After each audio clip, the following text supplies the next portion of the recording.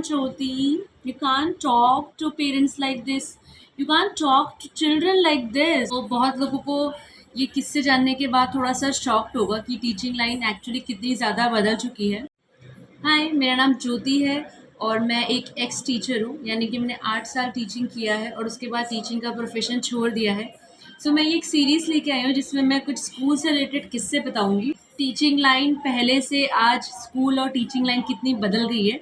सो ये टीचिंग का जो मैं एक्सपीरियंस बताने वाली हूँ, ये मेरे 8 साल की टीचिंग का एक्सपीरियंस और मेरे जो फ्रेंड्स हैं, जो टीचर्स हैं, उनसे जो मैं किस्से सुनती हूँ उसके हिसाब से है। बहुत लोगों को ये किस्से जानने के बाद थोड़ा सा शॉक्ड होगा कि टीचिंग लाइन एक्चुअली कितनी ज़्यादा बदल चुकी है। ये स्कूल्स कितने ज़्यादा बदल चुके हैं। जब मैंने टीचिंग लाइन स्टार्ट की थी और मेरा फर्स्ट डे था स्कूल का, मैं बड़ी एक्साइटेड थी बिकॉज मैं भी 90s किड हूँ।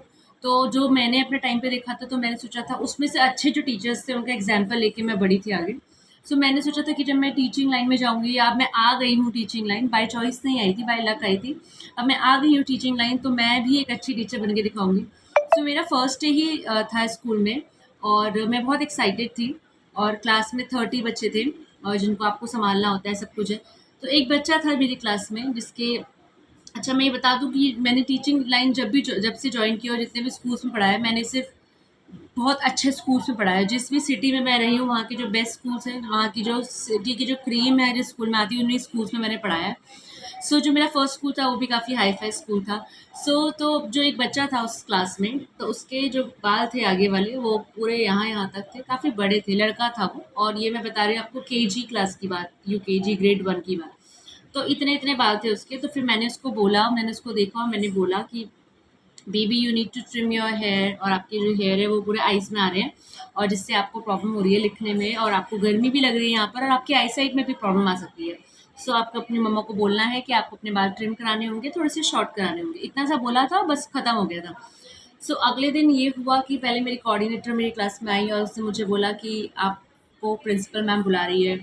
फिर उसके बाद प्रिंसिपल से मेरी मीटिंग हुई, तो वहाँ पर फिर वो पेरेंट्स भी बैठे थे उस बच्चे के जिसको मैंने ये चीज़ बोली थी, उसके पेरेंट्स भी बैठे हुए थे वहाँ पर।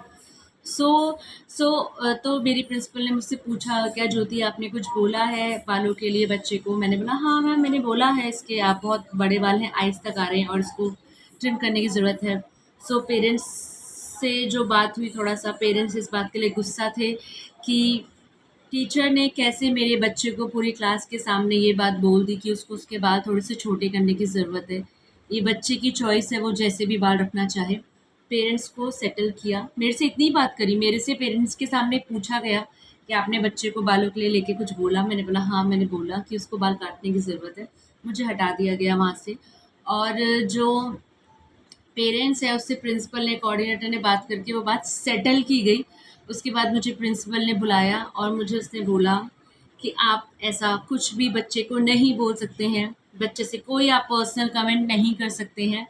It's their choice, it's their right, आप कोई नहीं होते हैं ये बात बोलने वाले। उनका रिएक्शन ये था कि no Jyoti, you can't talk to parents like this, you can't talk to children like this, it's their right, it's their choice, they want to have long hair, they can have long hair, you can't say anything. और आपको कोई कुछ बोलना भी है, सब personal comment भी बोलना है, first you will talk to coordinator, और कोऑर्डिनेटर मुझसे बात करेगी, अगर अप्रूव होगा तभी आप बात कर सकते हो। This is what reality is. I'm not talking about all the schools, of course, few schools, but हाँ, मेरा experience में ज़्यादातर ऐसे हुआ, and only teachers can relate to this. teaching line जो है वो पूरी तरीके से change हो चुकी है। एक टर्म यूज़ करते हैं हम, child centred education. Child centred education का मतलब ये था, जैसे हम 90s चल रहे थे, हमको फोर्स किया जाता था कि आप साइंस पढ़ो, ये पढ़ो, आपका जिसमें इंटरेस्ट नहीं था वो भी आपको पढ़ना होता था। चाइल्ड सेंटर्ड एजुकेशन का मतलब वो नहीं है। उसका मतलब ये है कि बच्चे के हिसाब से हो, जो उसकी चॉइस हो वो हो। इसका मतलब बिल्कुल भी पेरेंट्स प्लीज़ करना नहीं है। चाइल्ड सेंटर्ड एजुकेशन का जो मतलब है, बहुत सारे स्कूल्स में अब चेंज हो चुका है, इक्वल्स टू पेरेंट्स प्लीजिंग। अगर आप रिलेट कर पा रहे हैं, अगर आप टीचर्स हैं, तो आने वाले किस्से और भी भयंकर होने वाले हैं। नीचे कमेंट में बताइए आपको क्या रिलेटेबल लगा है ये। अगर आप इस वीडियो में यहाँ तक पहुँच गए हो, तो मैं एक सीरियस बात बोलना चाहूँगी कि जैसे मैंने टीचिंग लाइन छोड़ दी 8 सालों बाद, ऐसे बहुत सारे केपेबल टीचर्स हैं जो टीचिंग लाइन छोड़ रहे हैं। मेरे बहुत फ्रेंड्स हैं जो छोड़ रहे हैं। बिकॉज पहले क्या होता था, इस प्रोफेशन में ऐसा होता था कि इस प्रोफेशन की टाइमिंग्स कम है और कम काम कम है तो सैलरी भी कम है तो एडजस्ट कर लेते थे लोग। लेकिन अब ऐसा बिल्कुल नहीं है। टीचिंग लाइन में इतना काम है, आप फिजिकली तो थकते हो। इमेजिन आप पेरेंट हो, आप एक बच्चा संभाल रहे हो और आप एज अ टीचर 30 बच्चे संभाल रहे हो, जो कि कुछ भी होने पर ऐसी कंप्लेन आएगी कि आपको स्कूल से निकाल दिया जाएगा। ऐसा प्रोफेशन है, पहले की तरह नहीं है। ठीक है, और मैं हिट करने की बात नहीं कर रही हूँ, वो तो अलाउड ही नहीं है। You can not even talk to children थोड़ा सा भी एग्रेसिव होके। 30 बच्चे हैं आपके पास, ठीक है। सो काम जितना किसी बड़ी कंपनी में उससे ज़्यादा है। फिजिकली आप थकते हो बिकॉज आप 30 बच्चों के साथ हो, मेंटली आप थकते हो बच्चों के साथ। ठीक है, एज अ मदर अगर आप हो, एज अ पेरेंट आपको पता चल जाएगा, लेकिन सैलरी वही मिल रही है अभी। सो बहुत सारे टीचर्स छोड़ रहे हैं, केपेबल टीचर्स छोड़ रहे हैं। और इस वीडियो में मैंने आपको अपना फर्स्ट एक्सपीरियंस बताया है। ऐसे मेरे बहुत वियर्ड एक्सपीरियंस है जिसको सुन के आप लोग शॉक्ड हो जाओगे कि ये टीचिंग लाइन में क्या हो रहा है। और मोटिव मेरा ये है कि ये प्रोफेशन की कभी भी आवाज़ नहीं उठती है, इस प्रोफेशन को लेकर भी आवाज़ उठनी चाहिए। मैं आगे शेयर करूँगी अभी जो चीज़ें और हैं इस लाइन में, और क्यों मैंने छोड़ा और क्यों बहुत सारे टीचर्स आज टीचिंग लाइन नहीं करना चाहते। बट एक बहुत इंपॉर्टेंट बात है, ये सबसे इम्पॉर्टेंट प्रोफेशन क्यों नहीं है, बिकॉज हर इंसान कहीं और जाए ना जाए स्कूल तो जाता है ना, 12 साल स्कूल में तो देता है ना।